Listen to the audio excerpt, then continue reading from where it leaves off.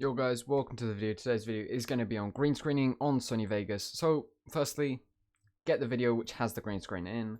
I'm going to cut mine before he closes the laptop because otherwise it just glitches out a bit, obviously because of the angle of things and the light changes on the green. But firstly, before you do record anything with the green screen, you've got to make sure that the green screen is well lit without any shadows and keep a consistent color. You want to make sure that one side isn't darker than the other, because otherwise then it won't work that well and it'll look glitched. So firstly, now that you've done this, I want you to insert another audio track or another video track and put that on top. So now that you have two video tracks and you have a green screen one, now obviously you want to turn it into a proper green screen and actually make it work. So go to video effects, then I want you to come down to where it says chroma key, find green screen, and then just drag it onto it pretty much. And then boom, it's done. As you can see, it's a slight tint, and there will be stuff around the edges as it's not a perfect green screen. You can change the color and stuff of it, which, quite a few people do. Just, fiddle around with it, find one which is, best fits you and stuff. Just have a little fiddle. There we go. That's gotten rid of it, so that's all good. Now I can just close that, come back onto the project media, and then you want to find what you want to put under it. Firstly, I want to put this image. So it's pretty much done, but obviously you want to make sure that it's perfectly, on the actual screen. So you want to press the little plus or the little sort of cube icon, which is the crop one. Well, I'm just going to call it the crop one. And then you can zoom out and move it around, get it to the right position. There is like snapping features and stuff, so you do have a bit more sort of free range on it, stuff like that. Hit the magnet and now it's all smooth.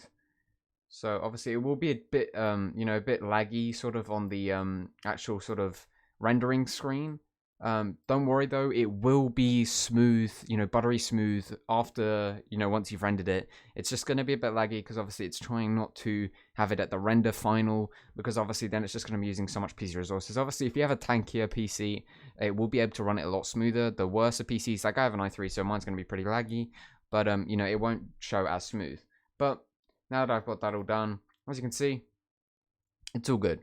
You can see his hands doesn't go through it, and it's perfect. But what do you do if you have a video? Well, let me show you. Let's just snip that probably about there. Delete that. I want to turn all the volume off because I don't want to hear it while I'm doing stuff. As you can see, it's playing the video. Now you want to do the exact same with what you did with the image. Zoom it out.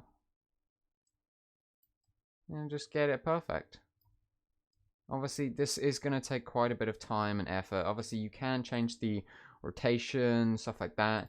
You've got to change, the height, angle, width, blah, blah, blah, angle, X and Y, stuff like that. You can change all of these.